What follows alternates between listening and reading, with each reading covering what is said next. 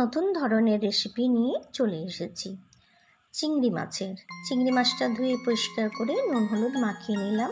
Mixie জারের মধ্যে নারকেল কুড়া দিয়ে একটু দুধ বের করে নিলাম। এরপর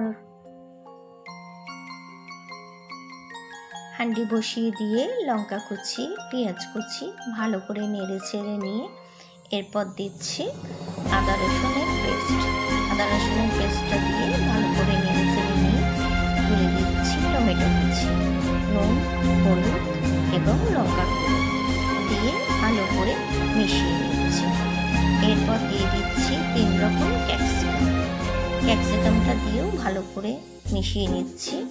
চিংড়ি মাছটা তুলে দিলাম, দিয়ে আবারও ভালো করে মিশিয়ে নিয়ে নারকেলের দুধ দিয়ে ঢাকা দিয়ে দিচ্ছি 15 মিনিটের জন্য। 15 মিনিট পর তুলে দিচ্ছি। দেখুন বন্ধুরা, অসাধারণ রান্না হয়।